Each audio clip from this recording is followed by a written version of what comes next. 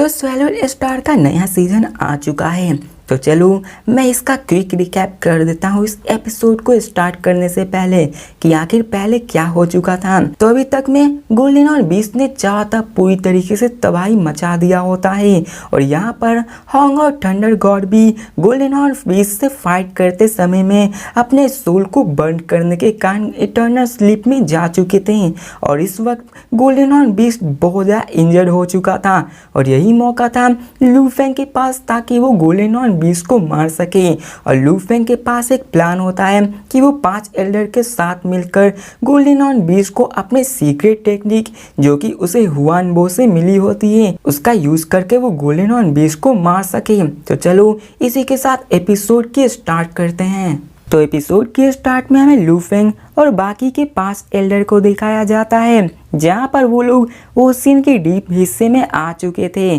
ताकि वो गोल्डन और बीस्ट को मार सके। अब इसी के साथ लू फेंग अपने सिल्वर गार्ड्स को भी बाहर निकाल लेते हैं ताकि वो उनकी प्रोटेक्शन कर सके जब वो अपने सीक्रेट टेक्निक को परफॉर्म कर रहे होंगे। और फिर लू फेंग अपने 5 in 1 सोल टेक्निक को स्टार्ट कर देता है जिससे कि वो सभी 5 एल्डर्स अपने सोल को लू फेंग के साथ मर्ज कर सके और लू फेंग अपने इसी पावर के साथ गोल्डन और बीस्ट को मारकर ह्यूमैनिटी को सेव कर सके। और फिर हमें बाकी के एल्डर्स को दिखाया जाता है जो कि अपने इस आखिरी पलों में अपने फैमिलीज के बारे में सोच रहे होते हैं और वो सब अपने सैक्रिफाइसेस के लिए इसके बाद तैयार हो जाते हैं ताकि उनकी फैमिलीज आगे चलकर खुशी से जी सके। वह फिर हमें दिखाया जाता है लू फेंग को जो कि उन सबको देखकर उन सबसे प्रॉमिस करता है कि आप लोग निश्चिंत रहिए, मैं आपके इन सैक्रिफाइस को जाया नहीं होने दूंगा, मैं गोल्डन हॉर्न बीस्ट को जरूर मार दूंगा।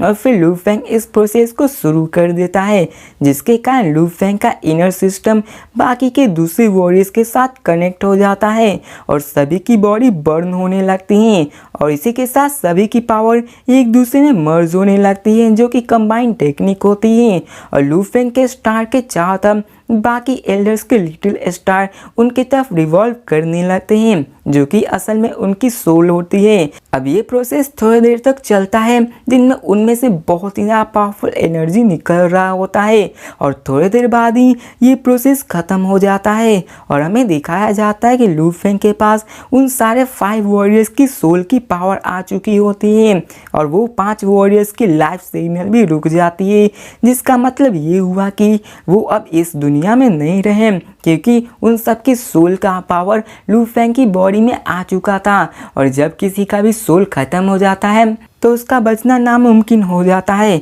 और इसी के साथ हमें दिखाया जाता है कि उनकी बॉडी फ्रीज हो चुकी थी उनकी सोल की निकल जाने के कारण और यहाँ पर उन्होंने अपना सैक्रिफाइस देकर ह्यूमैनिटी को बचाने का एक कदम ले लिया होता है। और यहाँ पर हमें उन 5 एल्डर्स का नाम दिखाया जाता है कि इन 5 वॉरियर्स का नाम इस ह्यूमैनिटी में हमेशा याद रखा जाएगा। और इसी के साथ हमें उनका नाम दिखाया जाता है जो कि मो Henderson, east, Tripathi Singh, Sokolov और जिया ही होते हैं जो कि अपने सैक्रिफाइस दे चुके होते हैं। अब इसी के साथ लू फेंग उन सब के बॉडी को अपने फाइटर जेट में रखकर वहां से निकाल देता है क्योंकि जब यहाँ पे लू फेंग और गोल्डन और बीस्ट में फाइट होगा तो इस कारण उनकी बॉडी डिस्ट्रॉय ना हो ताकि वो आगे चलकर उनकी बॉडी के साथ उनको अच्छी तरह से श्रद्धांजलि दे सके। अब फाइटर जेट के जाते ही लू फेंग भी गोल्डन हॉर्न बीस्ट को मारने के लिए रेडी हो जाता है और वो गोल्डन हॉर्न बीस्ट की ओर बढ़ने लगता है। अब अभी के वक्त पूरी दुनिया की नज़र लू फेंग पर ही होती है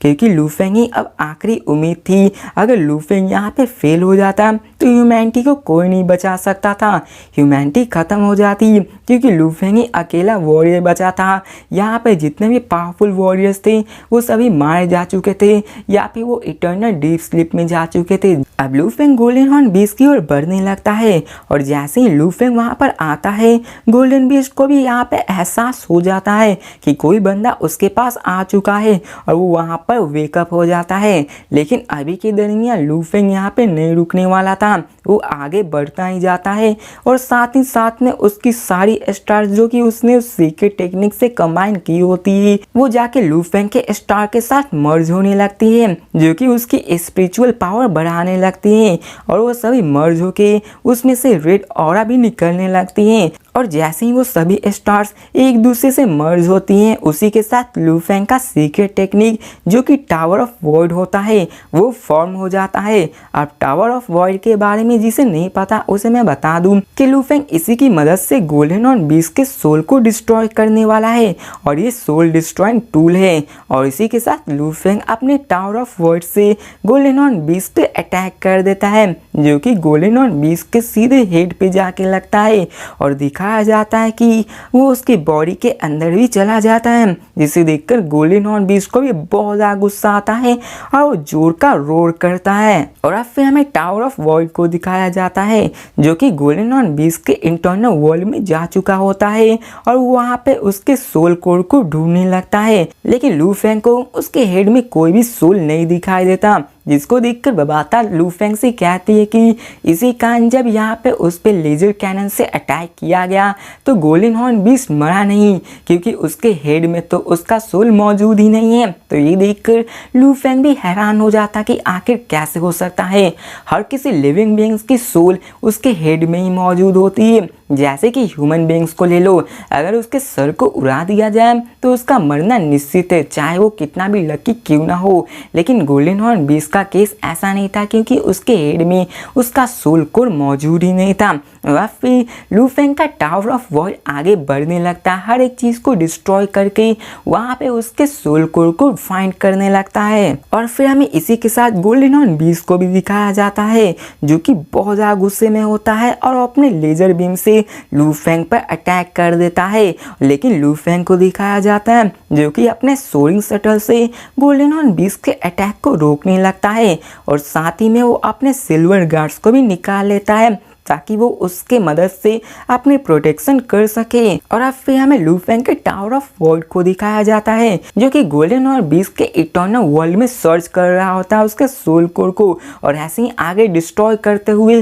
वो सेंटर में आ जाता और तभी लू फेंग को उसका सोल कोर दिख जाता है जो कि बीच में ही होता है और उसके चारों तरफ एक प्रोटेक्टिव बैरियर भी होती है जो कि बहुत ज़्यादा स्ट्रॉन्ग लग रहा होता है। अब ये देखकर तो लू फेंग अपना चांस गंवाना नहीं चाहता था, वो सीधे उसके सोल कोर पे अटैक कर देता है। लेकिन यहाँ पर गोल्डन हॉर्न बीस्ट की जो सोल कोर की प्रोटेक्टिव फॉर्मेशन होती है वो बहुत ज़्यादा पावरफुल होती है और लू फेंग का टावर ऑफ वॉइड उसका ज़्यादा नुकसान नहीं कर पा रहा होता है। और अब फिर हमें दिखाया जाता है गोल्डन हॉर्न बीस्ट को, जिसे पता चल जाता है कि लू फेंग ने उसके सोल पे अटैक कर दिया होता है, जिसके कारण वो और भी ज़्यादा गुस्से में आ चुका होता है। और अब फिर हमें टावर ऑफ वॉइड को दिखाया जाता है जो कि उसके थोड़े से प्रोटेक्टिव सील को तोड़ने में कामयाब हो जाता है, जिसके कारण तो गोल्डन हॉर्न बीस्ट का पारा और भी ज़्यादा हाई हो जाता है और वो अपने लेजर पावर बीम को और भी ज़्यादा बढ़ा देता है और लू फेंग पे कंटिन्यूअसली अटैक करना शुरू कर देता है ताकि वो उसे मार सके।